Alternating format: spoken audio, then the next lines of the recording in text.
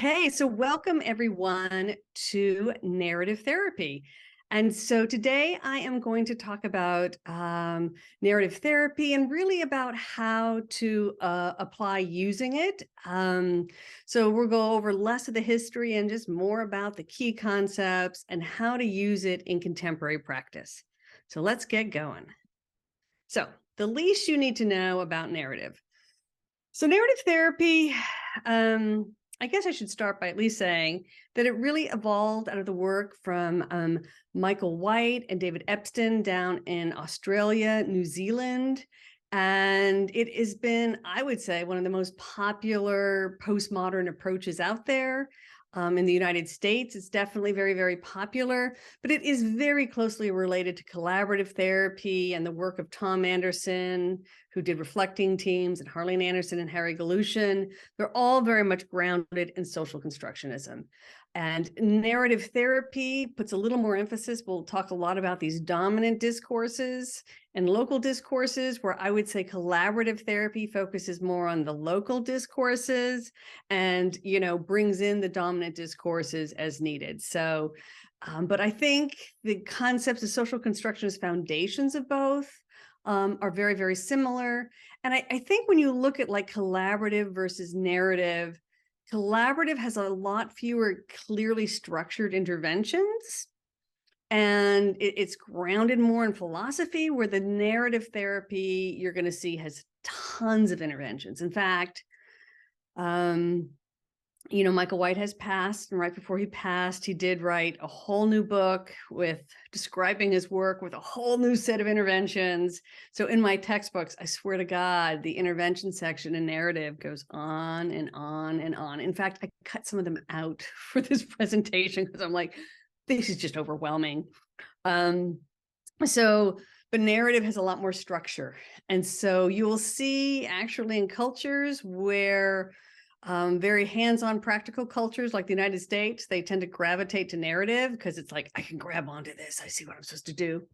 And other cultures, like in Europe, where there's a lot more training in philosophy and worldviews, the collaborative kind of fits. So you will notice that there's some real personal differences, as well as, I think, cultural differences in terms of which form of postmodern approach resonates and makes more sense to you.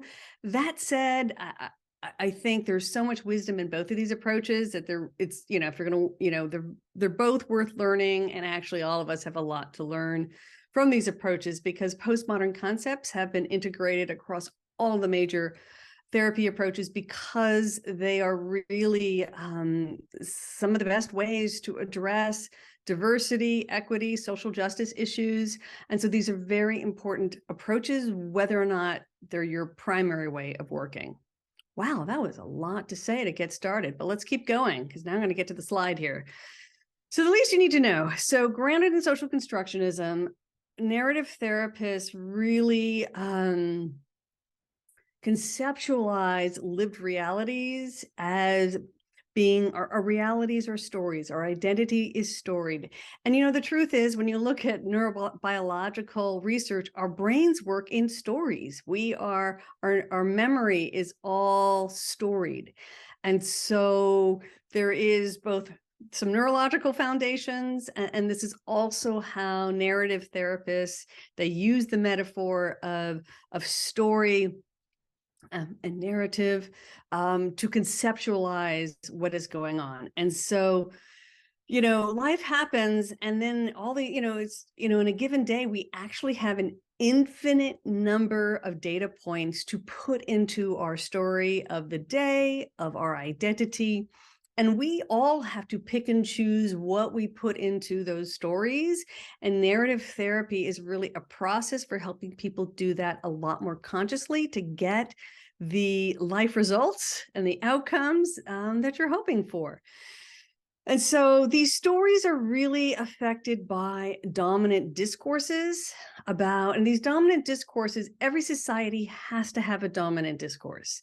And I think the best explanation for this really comes from the work of John Schotter, who is a social constructionist, not necessarily a therapist, but more of a theoretician.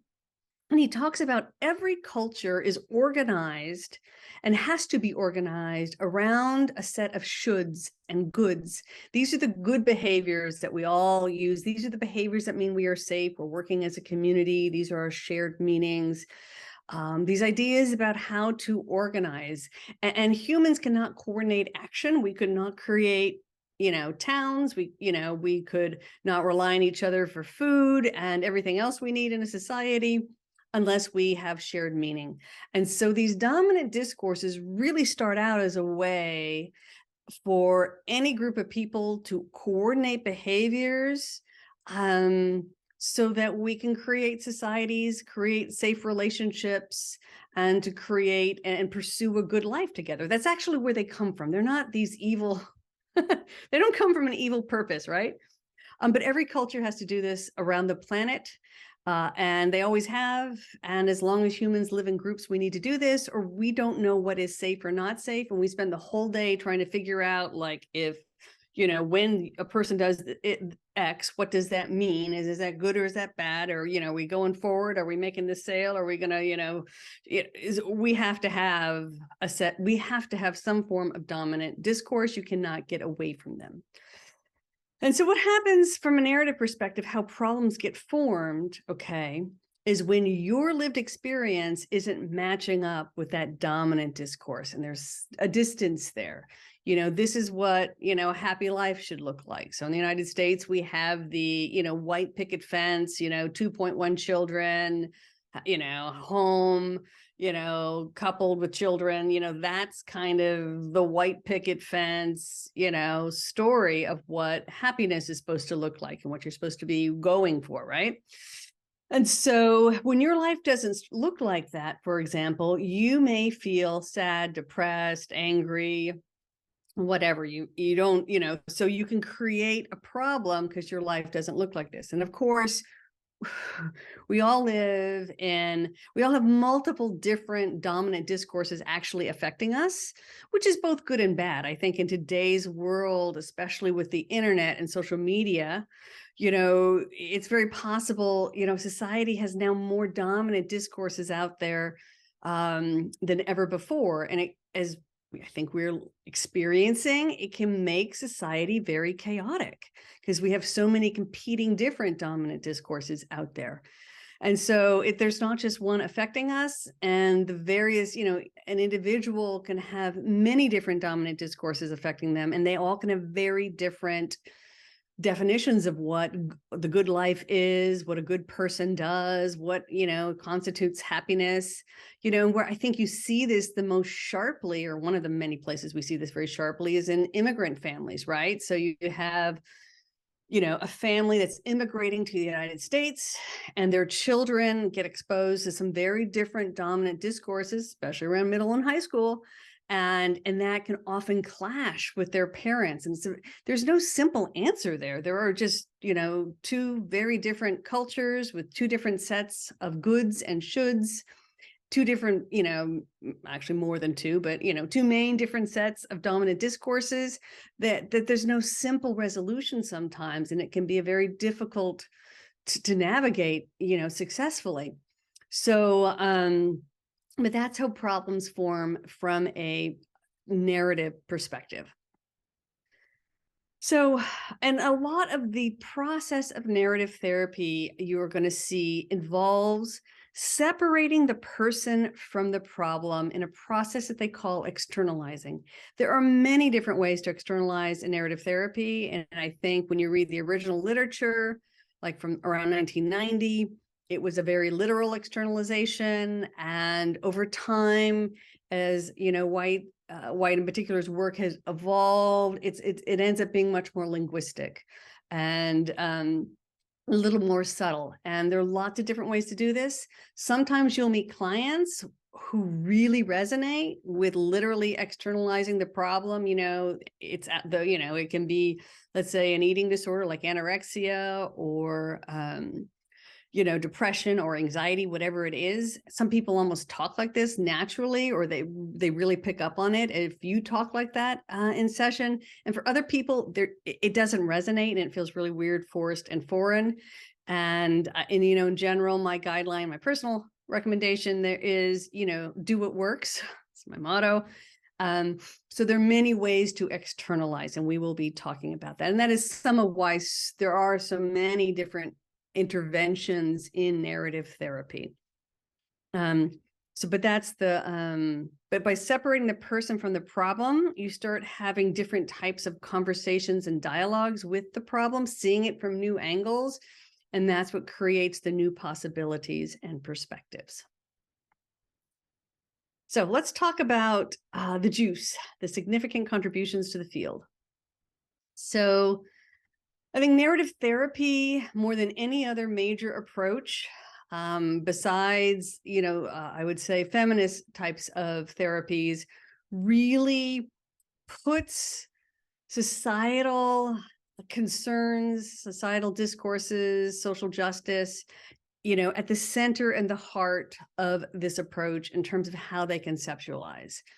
And so they talk about these dominant discourses, which are these culturally generated stories about how life should go. And, sometimes people get into this like utopian, well, we just need to get beyond these dominant discourses. They're bad. They're the problem.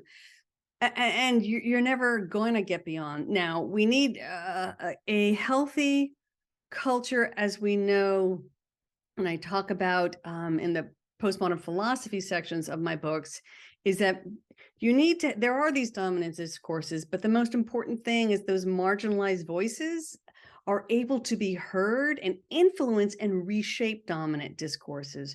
So we're constantly, in every society, hopefully, in every non-oppressive society, that these marginalized voices are being able to be heard and reshape the dominant discourses. We create a new dominant discourse that lasts for a while, and then it gets reshaped again as marginalized. And so that is ideally what a humane society, what democracies are hopefully designed to do, is to keep evolving that dominant discourse. But you cannot get away from dominant discourses if you want to coordinate human behavior. So don't think of them as something totally negative that needs to be dismissed and gotten rid of and totally rebelled against. That's not the right attitude toward a dominant discourse. And so we're using this, though, to coordinate. This is how we coordinate our relationships, happiness, job success, all of this. And typically there is always some kernel of good. I mean, these dominant discourses began with people seeking good in the world. But because every dominant discourse has to oppress something, so everything from shaking hands, hugging people versus kissing them, on the cheek to greet people. All of these are just socially coordinated ways of organizing behavior. And so just remembering that there's no kind of getting rid of these discourses. They are part of the fabric of our society. And being humane means creating space to always have them be questioned. And in therapy, what we are doing is we're working with our clients to look at how they even interpret those discourses, where they came from. Do they, as an individual, agree with them? Are they working in their life or not? What would be another way to look at this, human experience from a different lens? Are there other discourses that really resonate more with them? And so it's not like one discourse replaces another. I think of it as we're often just braiding, we're pulling together lots of different discourses, combining them together in a way that resonates more with the person, helps them see new possibilities, and reshapes their identity in a way that really helps them enact what they would say is their preferred identity or narrative.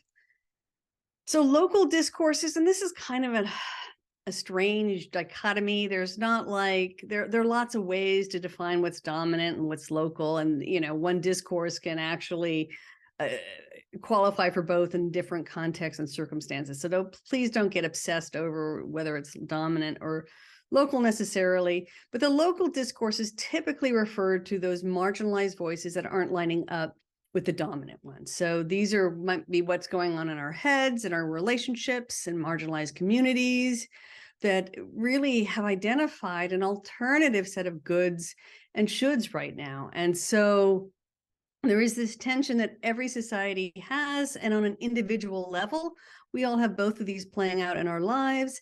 And a lot of what narrative therapy does is just have us identify what these discourses are, name them, put them into words, because most of us don't name them and put them into words to begin with.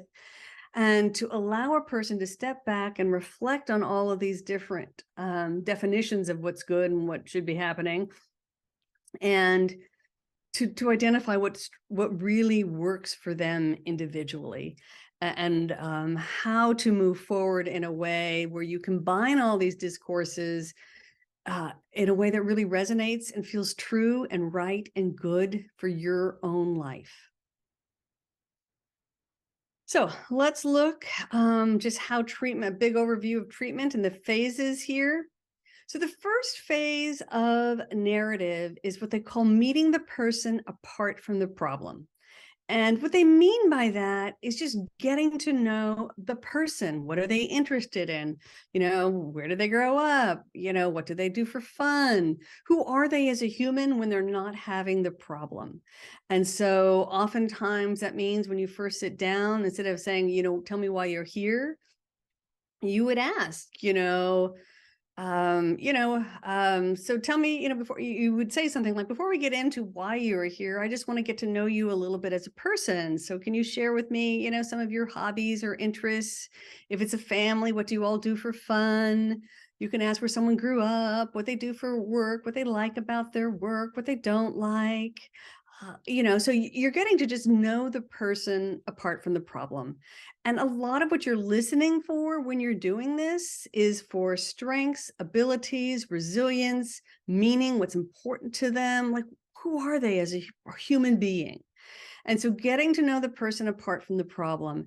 And this is especially good for anyone who might be hesitant to come to therapy, because it's like an easy conversation. It is about strengths, and it's just an easier conversation to have. And it often feels just sets the tone for, I'm going to see you as a full human being who has all these other abilities, and to be curious just about who they are, what their life is like. And sometimes they're, that often for a lot of people just takes down some of the stress of first coming in to therapy to talk about their problems.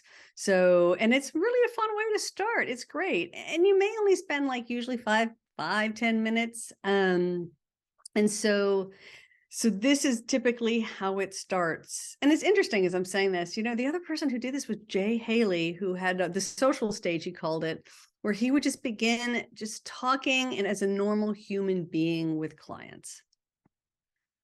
So the next thing, so even as you're listening for this, okay, you're listening for dominant discourses and the effects of the problem in the client's life. So whether you're working with an individual couple or family, you're listening for, so then you get into what brings you in here today, right? And they start talking about it.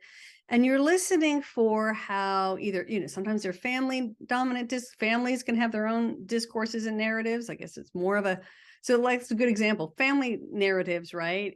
Like intergenerational family narratives. They're kind of local, but boy, they can have the effect of a dominant discourse. It feels very oppressive.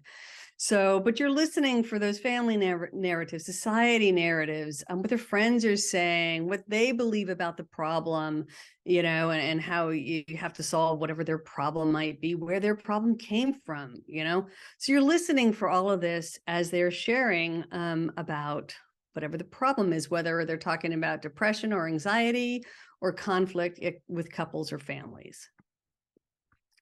And then as you're listening, you start separating the people from their problems. So you start looking at how the problems are influencing the people, whether it's an individual or family problem, and then also how the people are affecting the life of the problem, which is, we're going to get into those interventions, but they literally see them as separate. There's people, who, and then there's the problem that's influencing the people and the people who are influencing the problem. They see it as a two-way relationship and they're listening for those dynamics. And we'll get into the techniques and specifically how they do that.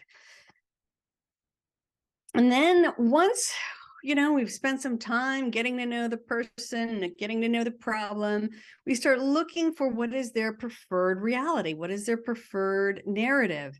Their preferred identity? How would they prefer to be relating to this problem in their life?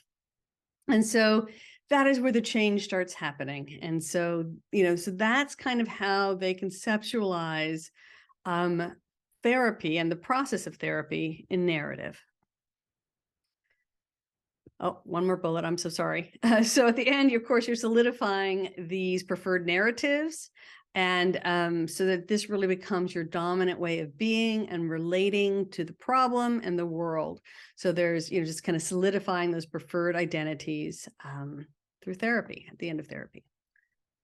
So, and a lot of what's happening here, and I really want to emphasize this is not a storyectomy, meaning we're not trying to get rid of the problem story and replace it with a preferred one.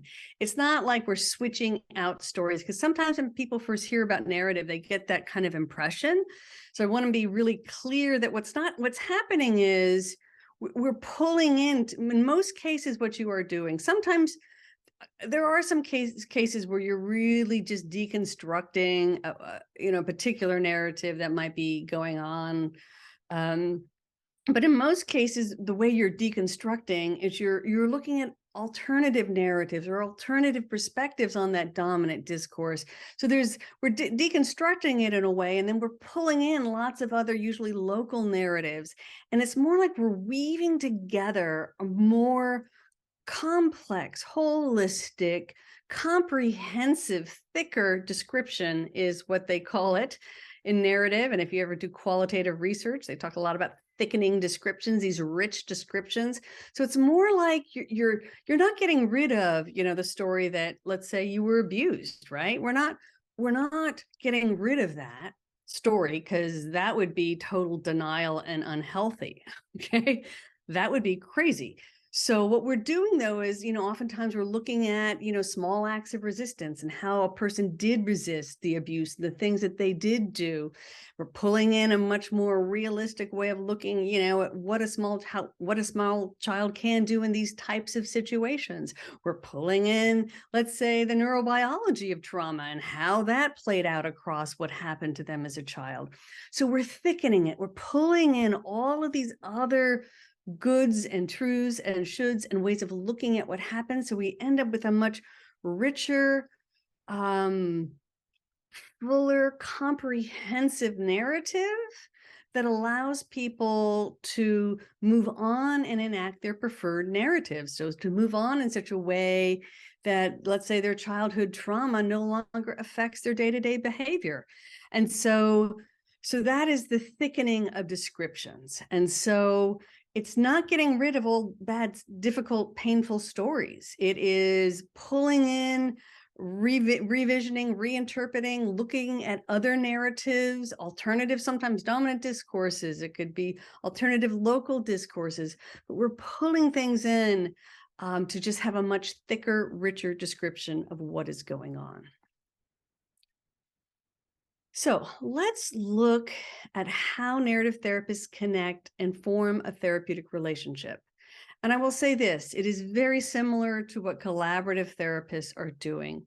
In fact, I have an article I published with Gerald Monk, who is a well-recognized narrative therapist, and we wrote it about the therapeutic relationship and collaborative versus narrative.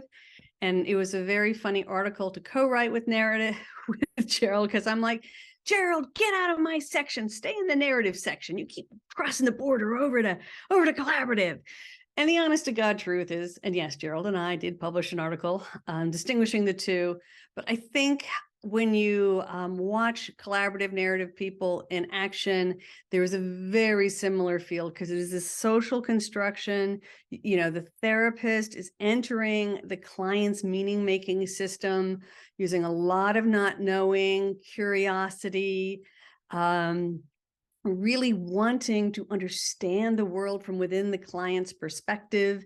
So a lot of what happens in collaborative and narrative, this social constructionist way of connecting, has a lot of similarities. And I just think that's helpful to just note as we get into this section. So thankfully, they use different vocabulary. So here we go. Meeting the person apart from the problem. That's a real important mindset that narrative therapists have. And this is similar also to solution-focused therapists, where there really is this strength focus when meeting the person. And you see the person as capable, as having strengths and resilience, and the capacity to deal with whatever they are coming in for help with. And so there really is this aura of hope and positivity that is palpable in narrative therapy. And I would say you see it in the other postmodern approaches. So they begin by wanting to meet this person, and I can't describe it other than the fundamental assumption is the person is not the problem. The problem's not part of the person. It is something separate and distinct that is influencing the person. Person's influencing the problem, but they are separate and distinct. That's just really how they see them. And there is just a mind shift set that comes here. So seeing people as dysfunctional or families as dysfunctional, that's just not how they see people. It's just not the template they use. I don't know how else to describe it. And so when they say the problem is the problem, the person is the person, the person's not the problem, like that, it is just this fundamental mindset shift that really characters people who've learned how to use narrative well. You will also see narrative therapists, and I would say you see this very clearly also in a lot of solution-focused work and in collaborative, but there is this optimism and hope that is, I like to jokingly call it neurotically optimistic. It's my loving way to refer to it, because they are just so hopeful. It is unwavering. There is this, deep sense of, we are going to work together to, resolve whatever is going on. And so it is sincere. It is not patronizing. It is not Pollyanna. There is this, and I think you see this in a lot of the postmodern practitioners. It's like we have this approach that really can help people unravel what's going on and find better and more effective ways to move forward. And there is a belief in the process, and there is this unwavering hope for humanity. And I actually would say, as someone who practices in this way, a lot of my personal life, actually involves ensuring that I maintain high levels of hope for humanity. And so that affects how I read the news and access that. I need a steady diet of positive influence. I'm always reading something, uplifting about humanity. I have my good news, newscast that, I cry when I read it because it's so many good humans out there doing great things. And I think actually when you do this work, it reshapes your personal life and what you allow in and out. And that doesn't mean I'm like, trying to be Pollyanna and how I live my life. But the truth is drama sells, right? The negative news is what people read. And so all of our capitalist media systems are totally built around the fact that people are more likely to spend money listening to drama, gossip, and negativity, and humans are a lot less likely to spend money on just the positive stuff. And so you want to make sure you're getting realistic news about the world, but knowing that much of the media is biased towards negative, and you often need to counterbalance that with positivity. And for me, that involves reading a lot of spiritual stuff. Always on my bedside table, I end the day with some hopeful, version of humanity. And I think it's a real important part of doing this work well. And I think how you live your private life affects your ability to connect in these ways. So sometimes in narrative literature, especially I would say the earlier literature, you'll see they sometimes refer to the therapist's role as a co-author or co-editor. It doesn't mean that you are rewriting their story, okay? And what it means is, though, that you're helping them be thoughtful about how they shape their narrative, about who they are, what their life is about, what the people in their life are about. So that is one metaphor you will see in the literature. Another metaphor you'll in later literature, this was in Michael White's later work. And this is why the chapter gets so long. I apologize. It's really not my fault. That he called himself an investigative reporter, where there is this intense curiosity, wanting to know the details of the story. And I resonate with this. For me, I think of it more as an anthropologist or archaeologist. In fact, that is Gerald Monk and Winsley. They use the archaeology metaphor, and that kind of brings us, when I said it's very similar to collaborative, it's all about this curiosity about how it all works, and this intense curiosity about how all that comes together, where those influences are, and the dominant and the local, and wow, how did that happen? There is this, it feels like you're on an adventure. I don't know how else to describe it. So in my Therapy That Works Unifying Framework, I talk about entering, the client's 3D virtual reality, like a holodeck, where you're just like in this totally new world that has all these different, rules for relating and how things happen. And so there is this just like intense curiosity. And it can be investigative reporter, archaeologist, holodeck, but curiosity is the key there. And it's because you're really seeing the world through someone else's eyes, trying to use their meaning-making system, understanding it, and how they make sense of their world. So this is really, hopefully gives you a sense of how narrative therapists relate. So let's look about their conceptualization, case conceptualization, and kind of how they would assess the problem. So the first thing that they're listening for is the problem-saturated story. So this is the story where the problem plays a leading role in the client's life, and often the client doesn't have as much power and often feels like a victim in some way. And so this could be depression or anxiety. It can be the conflict in a couple or a family. So we're listening for the problem-saturated story. What's the problem that has, so much agency in the client's life, and that where the client feels like they don't have agency, where they feel like they're a victim. And then they listen for, you're always listening for unexpected outcomes, unique outcomes, or what they call sparkling events. Actually, it's unique outcomes is the term that's typically used. But these are like stories, subplots, when the problem doesn't play out in the normal way. It's like the problem could have happened, but it didn't.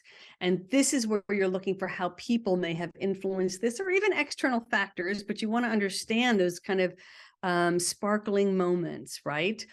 And so you're listening both for this problem-saturated knowledge and then the times where things didn't quite play out the way the dominant problem narrative would have said it should.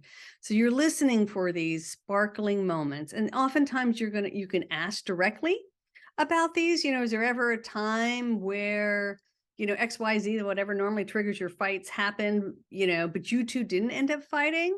And sometimes they can come up with it. And then sometimes they just tell you, well, we don't fight when X, Y, and Z. They're very aware of it. Sometimes it kind of comes out in a story.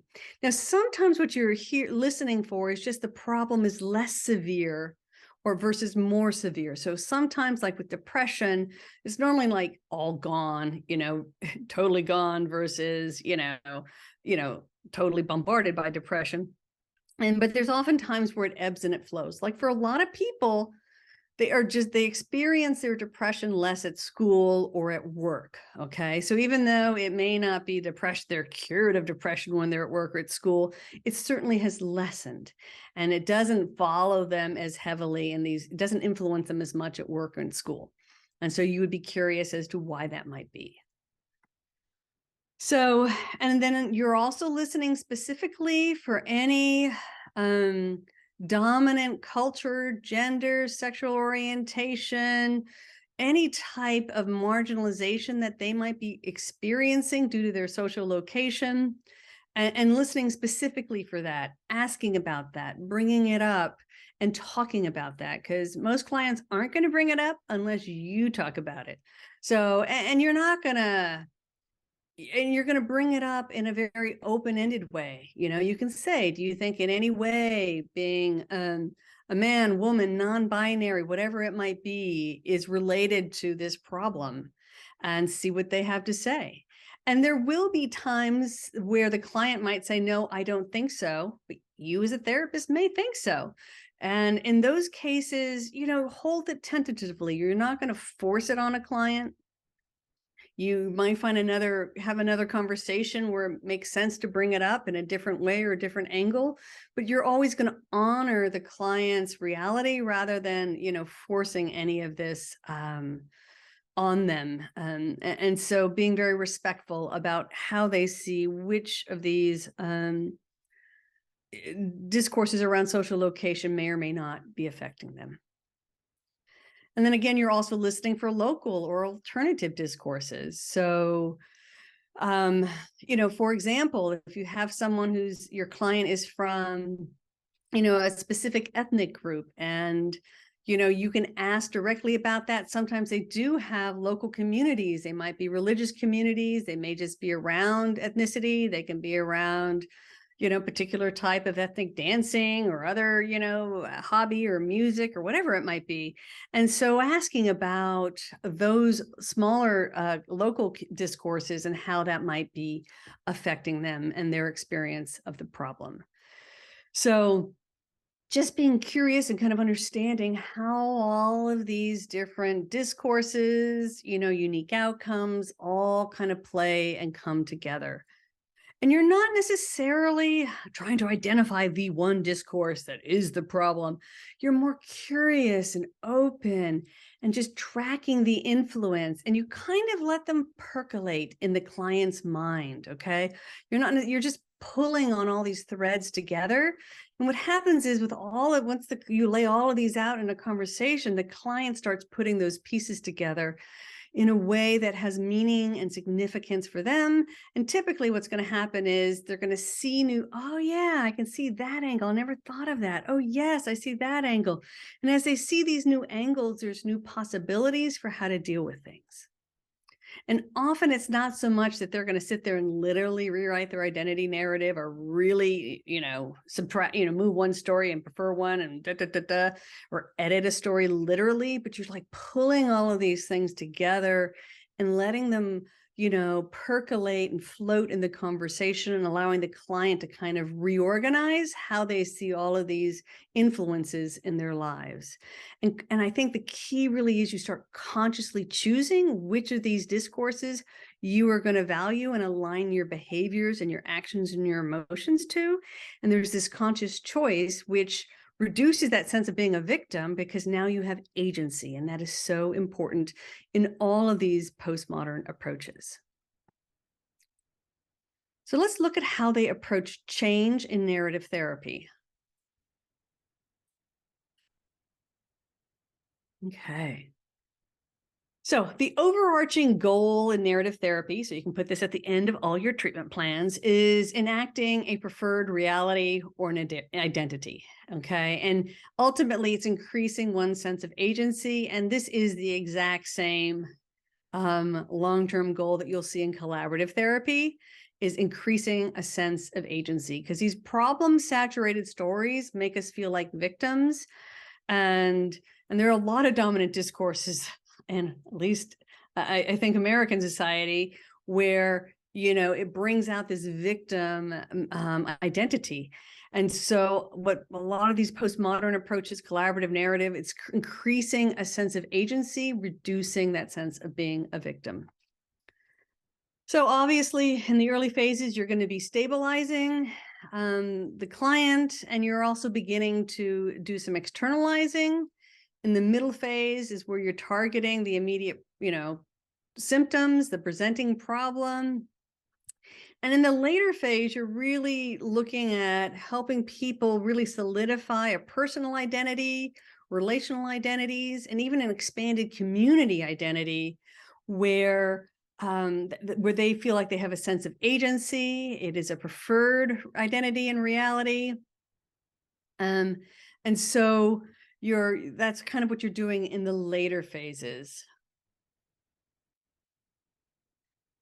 Okay, so now let's look at some of the narrative therapy interventions. There are a lot of narrative therapy interventions. And so, but we're gonna try to highlight some of the major ones. And I think there is a real theme that runs through a lot of these. But narrative therapists had a lot of fun constructing lots of different ways to describe what they do. Okay, so externalizing. So this is where both conceptually and linguistically, you are separating the person from the problem. And the therapist always sees the client and the problem separate. And a lot of what we're doing is helping the client to see the problem as something separate outside of them, at least conceptually, and sometimes it becomes very literal. And to be able to then to use that space and distance to relate to it in different ways. So, and so you're, working with helping clients shift from seeing themselves as having a problem to seeing that there is this problem that is influencing them. It could be panic. It could be couple conflict. It could be ADHD. It could be anorexia. It can be, looking at how we're going to name this problem as separate and see how it influences us. So, and there are lots of different ways that narrative clinicians have done this over the years. So the classic beginning, I would say, approach from Michael and White was called mapping the influence of problems. And then you go back and you map the influence of persons. So it's this two-part process. Don't ever just map the influence of the problem without mapping the influence of the person, please. So make sure you always do both. And so when you're mapping the influence of the problem, you are actually looking at how the problem has influenced the person. And you typically start by, what's going on in the person. It might be physical, emotional, just how it affects the person and their behaviors. And then you start looking at the next ring of all their relationships, school, work, their community.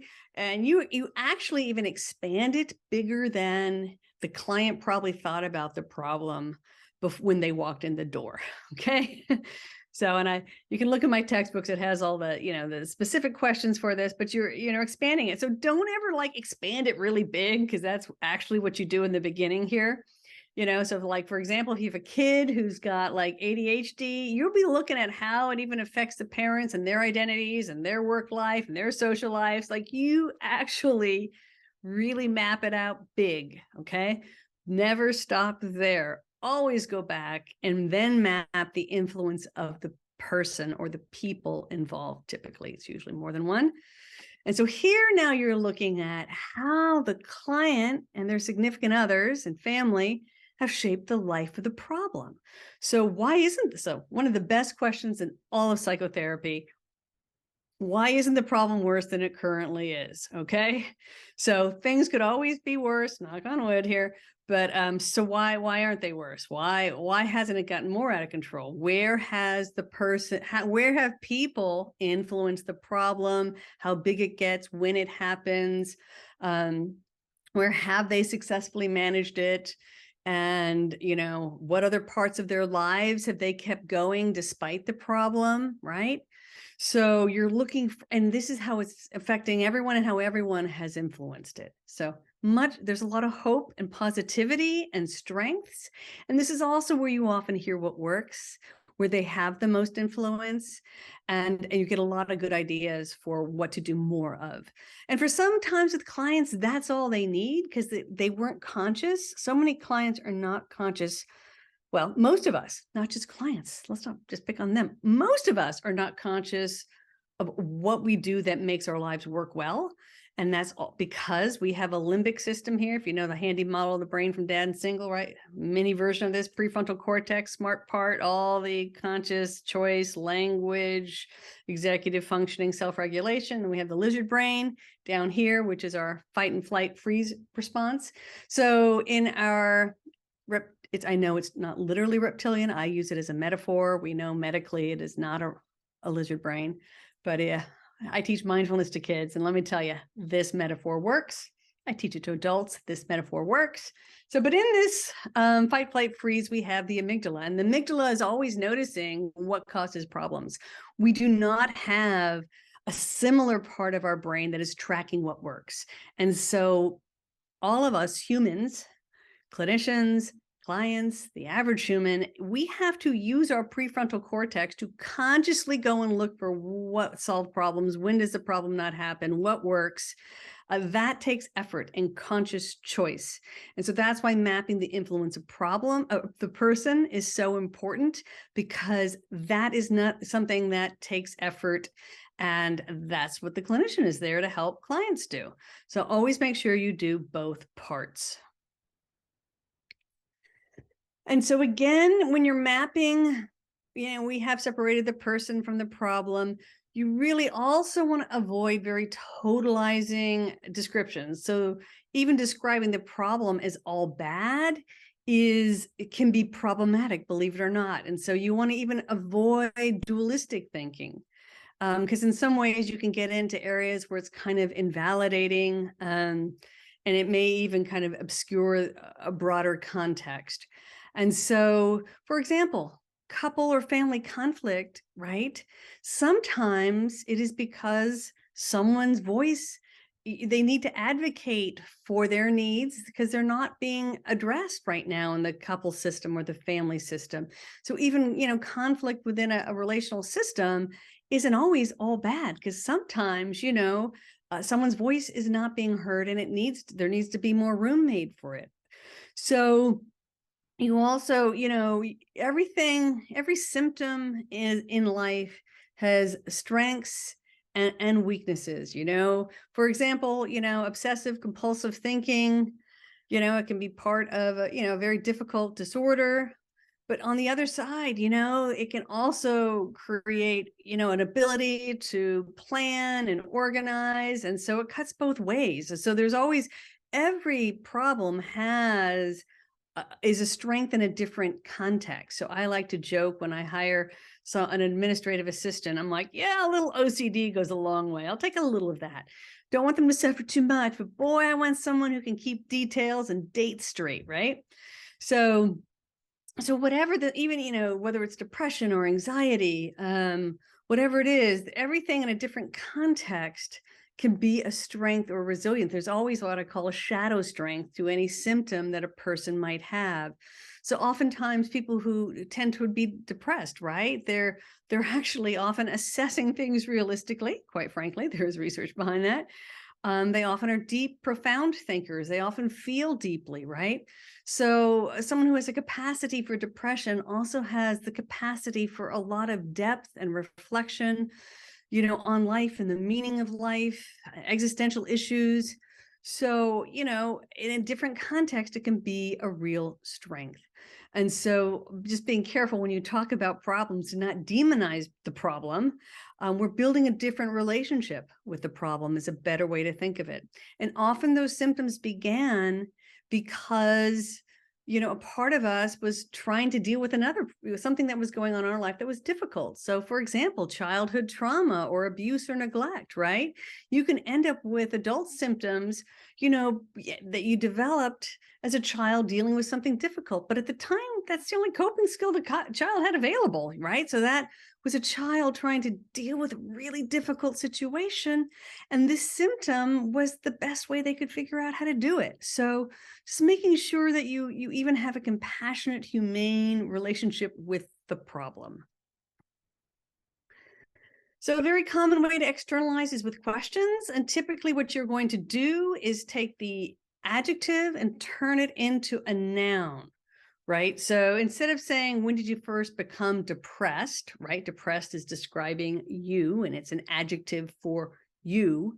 you would say, when did you, a narrative therapist would say, when did you first notice depression started influencing your life? Or when did you start first noticing that anxiety started influencing your life?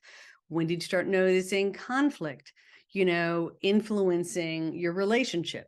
So you turn it into a noun, and whenever you're talking about the problem, you talk about it as a noun. And then there's also this kind of presumption in your externalizing question that the problem is separate. And you see this two-way relationship. That's how you see it. That's how you talk about it. And that's how you ask questions about it. So, when have you been able to influence depression and keep it from, taking over you? Or sometimes you're going to say it, if they talk about depression as the cloud. So when have you been able to get out from underneath that cloud and separate yourself from that cloud?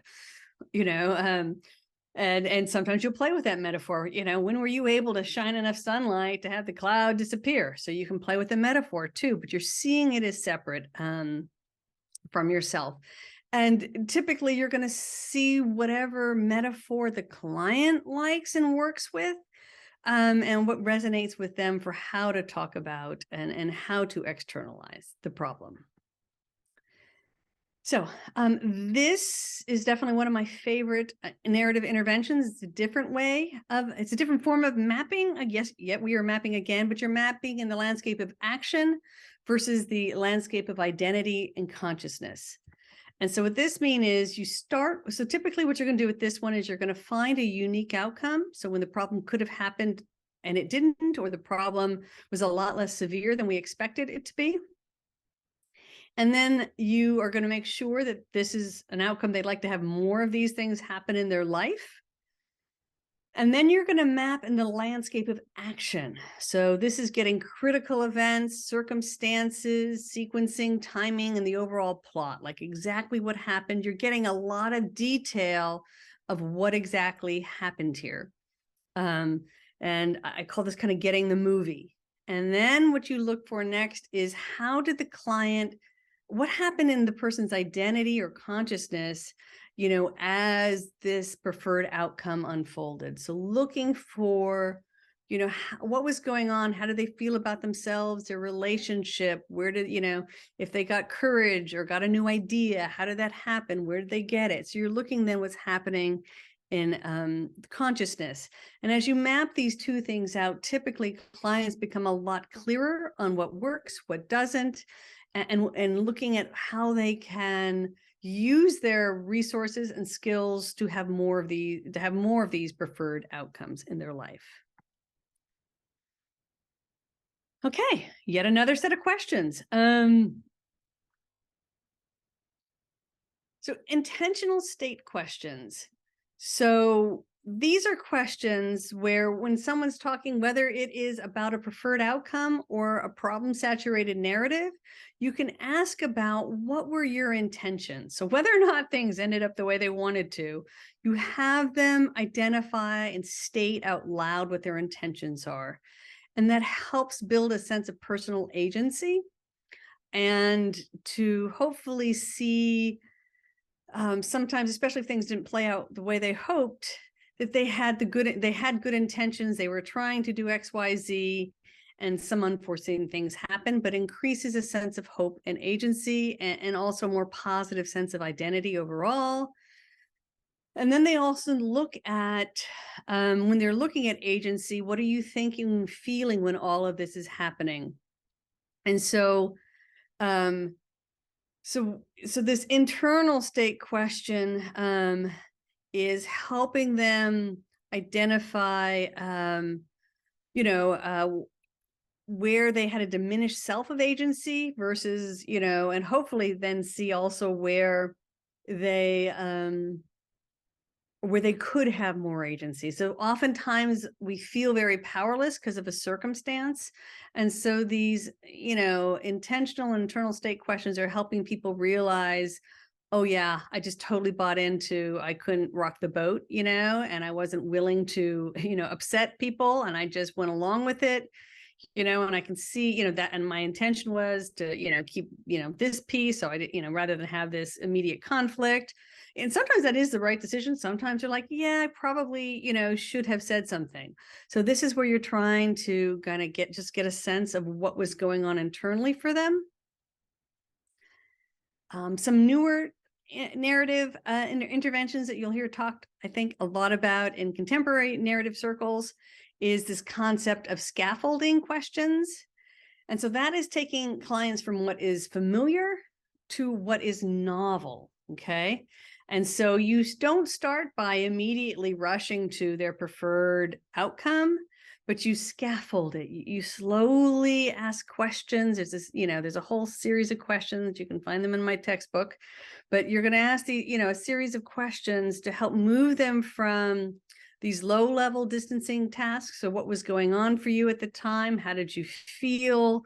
Was there any part of you that was, surprised or had, second thoughts or whatever that might be? And then you start asking medium level, so as you look back now and you think about that, do you have a different perspective or other ideas?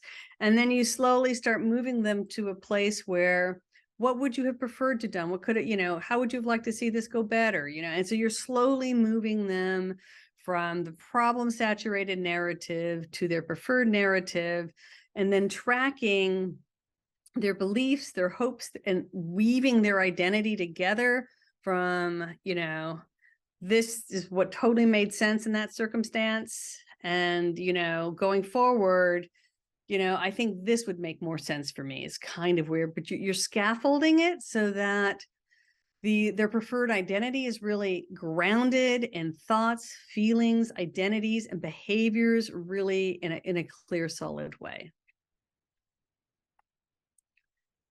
So permission questions are brilliant. And I think every clinician on the planet should use these regularly and often, because this is, I think narrative therapists remind us to walk carefully and respectfully. And Tom Anderson, who did reflecting teams, also did a lot of permission questions, but it's asking, can I ask about X, Y, and Z first? Is it okay if we talk about this? Is it okay if I ask some more questions about this? And to really emphasize that this is a democratic relationship, to recognize that we're often talking about very sensitive things. And so this is getting the client's permission to continue with a particular line of questioning.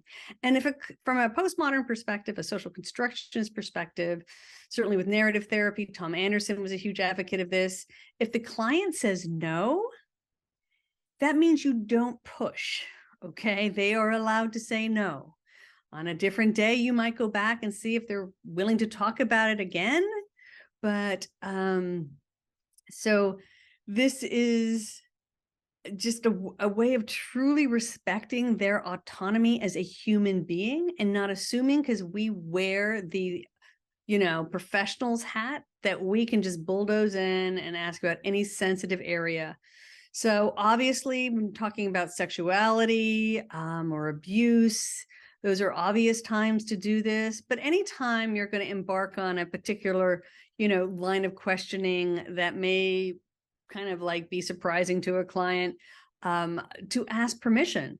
And so I do this often when I'm just trying to even get a detailed description, of the problem, because oftentimes people just want to go through and talk, about how they felt and, what they thought about everyone else and why they think everyone behaved the way they did.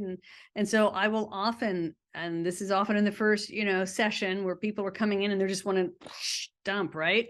And I will often say, do you mind if I just take a moment, because I really want to understand what's going on here, and slow you down and ask some more detailed questions? Because I ask very detailed questions about what happened first and who was doing what and where was that. And so I do a very detailed assessment, and I ask permission because it's a little annoying. They prefer not to talk like that. And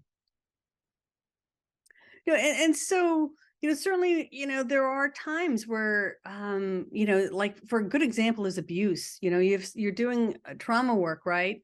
and they may come in, you say, can we talk about this? And they may say, no, I don't want to talk about it this week. And I have them. Sometimes I'll just start the session. I'm not talking about, the abuse today. We're going to talk about what's going on in my life today. Fine. And in another week, I can go back and ask, is this a good week to talk about that? And sometimes they say yes, and sometimes they say no. So a lot when I'm working with really heavy duty child abuse, I almost ask this question every single week. And with a couple, for example, around sex, I've had couples say, one of them, I don't want to talk about that today. Okay. And it's certainly if the other partner is saying sex is an issue, I will bring it up in a different session. And hopefully on a different week, we'll be able to. Sometimes they'll say, what would be helpful for you to want to talk about this? Your partner wants to talk about it. You're not wanting to talk about it today. And, in the future, what do you think would be helpful? And just have a conversation then, if it's something that you feel like needs to be talked about, right? Typically, I would ask, do you think, and again, asking their permission, do you think talking about, this topic with me, would at some point be helpful? Usually they say yes. And if they say no, I'm going to honor that. And at the same time, I'm going to also keep noticing what I think, what is my you still have your own clinical opinions and observations, right?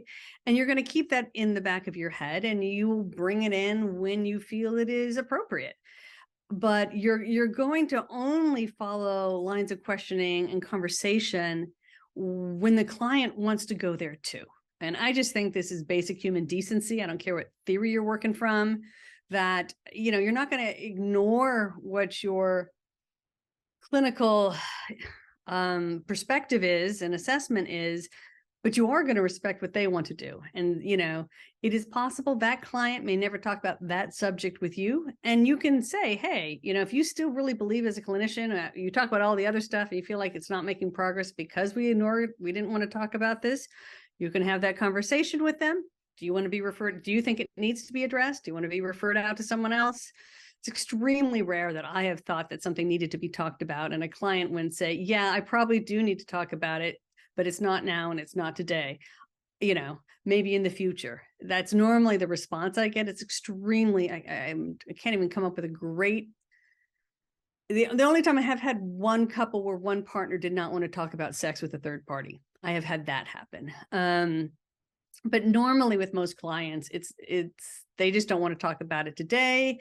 Having a conversation and knowing that they have control, especially when it's something like abuse, it's essential that you don't force them to talk about it, because they've already been forced to do things they don't want to do in their life, and you don't want to replicate that same interaction where, some person with power is forcing you to do something you don't want to do. That is abuse. And I think clinicians with very good intentions, following their evidence-based treatment models, can replicate an abuse pattern, with the best of intentions of trying to be helpful and, help them resolve abuse. But you need to talk about it in order to get over it.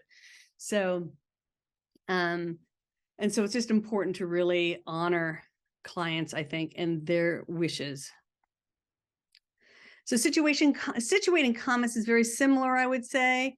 And this is another great intervention, no matter what approach you use, is to situate your comments and to say where they're coming from. And so this is, like I said, no matter your approach, this is you kind of contextualizing where your thoughts are coming from. And it makes the conversation more democratic. And so, and it's not like you're the professional and you're kind of bringing it, down to their level. So, I'm trying to think of, so sometimes, I situate a comment, let's say, by, saying, as you're talking, it's reminding me of, sometimes I'll say, what this other therapist or theoretician has said. And so do you want to hear about that? And so I ask, again, permission. Do you want to know this? Sometimes I will say, because I'm a professor, so, as a teacher, an instructor. And so sometimes I will say, as someone who has been a professional educator, as I'm listening to you talk, I have some thoughts coming to my head. Would you like to hear from me about that? So I situate it. Sometimes it's actually, with like professional knowledge, or what would be called psychoeducation, whatever that might be. And I will even when I'm introducing professional knowledge, I would say there are some researchers who think or say or blah, blah, blah, this, So it's not like this is what we know to be true about human behavior, because we don't know anything to be true about human behavior. Let's get over ourselves, right? But we do have some really interesting research that could be useful to clients. And so I situate it. This is some research, and some researchers have found this, or there's some, therapists or who think this, and so I introduce it, but not as this, ultimate, higher, more valid truth, but this might be something that's useful to you. I come from this perspective, and so let me, share what I'm seeing. Can I share what I'm seeing from this perspective? Okay, or not. And if they say no, again, you don't share it. So something fun and really unique in narrative therapy, they have a tradition of creating leagues. These are clubs or associations, but teams of clients kind of struggling around the same issue. So you have an anti-anorexia league, anti-bulimia leagues have been big. But this is, where you bring clients who are perceiving the problem, in the way that narrative therapists who want to talk about countercultural things for like anorexia and bulimia. We talk a lot about body image and how it's portrayed in the media and how we buy into these narratives. They also have like temper tamer clubs for kids. And so you get membership certificates and all this stuff. So using this larger sense of community is a beautiful tradition that comes out of narrative. Similarly, they can do something called the definitional ceremony. And so this is where you're going to bring in significant others to witness the new story. So, typically there's a telling of the new narrative, new identity. There can be, then you have the significant others help retell or share what they have seen. And then you have the retelling of the retelling, where the client's incorporating these broader narratives, but it really helps solidify this new identity to bring other people into seeing you in the way you want to be seen. And so these are a very unique and I think beautiful tradition that comes out of narrative. And then there's also a tradition around writing letters and giving certificates that are just trying to help solidify. So in the early days of narrative therapy, instead of writing the traditional progress note, Epstein and White would actually send a letter to their client that kind of talked about, the narrative, the preferred narrative, and what they heard, and writing it down. They'd send it to clients. Extremely powerful. If you work in a context where you can do this, this is great. I've also given narrative letters at the end of treatment for clients, where I just talk about how I have seen them grow and evolve, and help really solidify that new narrative. But these are really powerful. Putting anything in writing is powerful. You can have clients write their own narrative down type thing. But yeah, so really some fun, unusual interventions in narrative. So just wanted to wrap up a little bit talking about working with diverse clients, and we'll talk a little bit about research as well. So in terms of working with diverse clients, narrative therapy is certainly one of the top approaches, considering racial, ethnic, social, economic class, gender, sexual orientation, all of those layers is built into the heart of narrative. And so it has been used widely cross-culturally. It does have international roots and a lot of very specific applications. There's been a lot of work around Native American, First Nations, Aboriginal folks. In fact, I think definitional ceremony came out of some Native traditions right there. So you'll see it used with a lot of different diverse groups, especially those who've been marginalized. Also definitely working around gender and sexual identity, deconstructing a lot of the heterosexist and gendered discourses, all the work with anti-anorexia and bulimia leagues. There's a lot of just even gendered narratives around beauty. So really working on helping and having very practical interventions for helping people work with, you got to identify it first, because most people aren't even aware of how all these discourses are affecting them. narrative just has very useful, practical, tons of different ways of talking about dominant discourses, having clients you kind of get separated and you start to see their influence and then consciously choose how to pull all of those strings together. Certainly, I find narrative so useful in working with anyone with immigrant, backgrounds. And this is even not just first, second, third generation, all of those intergenerational discourses around immigration and different cultural values and beliefs and goods and shoulds, right? There's so much there. And to a certain extent, even in an individual family, each member is putting those together in different ways. And so narrative just gives us some really beautiful tools for working around diversity and social location that is respectful, and just gives us tools to do that. And I think ways that many other approaches haven't, which is why you will see postmodern evolutions of psychodynamic and humanistic, CBT. So we're all of the different approaches have I think leaned into a lot of the postmodern ways of talking around diversity. So narrative is certainly an excellent approach. You also want to be very careful, because I have seen people in the name of narrative therapy actually be oppressive, even with some countercultural discourses.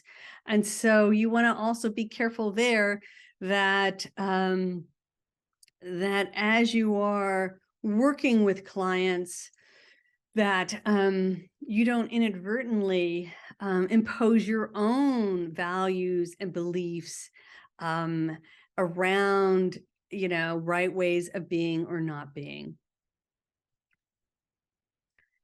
And then lastly here, just talking about the research and evidence base. There's certainly been a ton of qualitative research around narrative, but there definitely is emerging research and increasing research that shows outcome research is quantitative, that narrative therapy has comparable outcomes to most other approaches, very reliable improvement.